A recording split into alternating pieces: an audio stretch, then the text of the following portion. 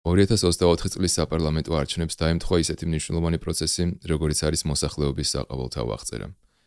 მოსახლეობის საყოველთაო აღწერა ქვეყნის განვითარებისთვის უმნიშვნელოვანესი კვლევაა.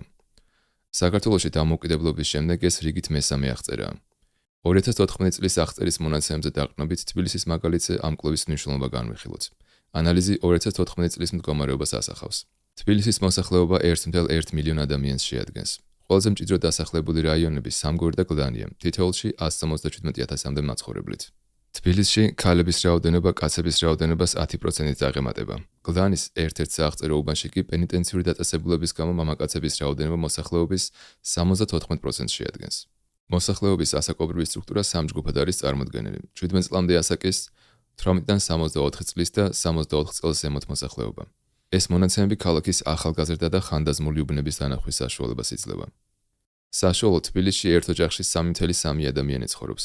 კრწანისის რაიონში ოჯახის საშუალო ზომა ყველაზე დიდია, ქალაქის ცენტრალურ ნაწილში კი შედარებით მცირე. თბილისში მცხოვრები უცხო ქვეყნის მოქალაქეების კონცენტრაცია სხვადასხვა რაიონში განსხვავებულია. რუსეთის მოქალაქეების რაოდენობა დაახლოებით 2,600-ს შეადგენს. თბილისის მოსახლეობა ეთნიკურად ძირითადად ერთგვაროვანია, თუმცა არის გამონაკლისებიც.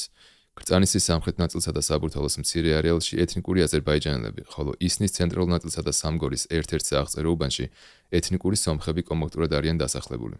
თბილისში დევნილთა რაოდენობა 91,000 ადამიანს შეადგენს. მათი 93% აფხაზეთიდან არის დევნილი. დევნილი მოსახლეობის ყველაზე დიდი რაოდენობა გლდანის რაიონშია თავმოყრილი. თბილისის მოსახლეობის რელიგიური განაწილება მჭიდროდ უკავშირდება ეთნიკურ შემადგენლობას. ქალაქის უმეტეს ნაწილში მართლმადიდებელი ქრისტიანები ჭარობენ, თუმცა კრწანისისა და საბურთალოს ზოგიერთ უბანში მუსლიმების, ხოლო ისანსა და სამგორის გარკვეულ არეალებში სომხური სამოციქულო ეკლესიის აღმსარებელთა კონცენტრაცია შეინიშნება.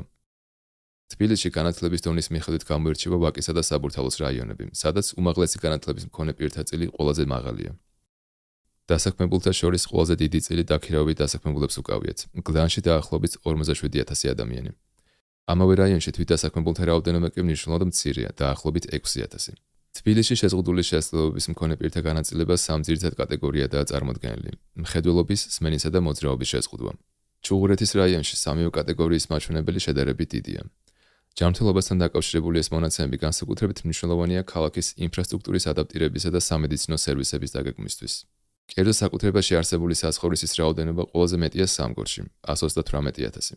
დაქირავებული საცხოვრისის რაოდენობას ყველაზე მეტი ასევე სამგორშია, დაახლოებით 17,000 და გლდანში 14,500. მოსახლეობის საყოველთაო აღწერით ქალაქის დემოგრაფიული, სოციალური და ეკონომიკური მრავალფეროვნების დანახვის უნიკალური შესაძლებლობა გვეძლევა. ამ მონაცემებზე დაყრდნობით ქალაქის განვითარების დაგეგმვა მოსახლეობის რეალური საჭიროებების გათვალისწინებით ხდება შესაძლებელი.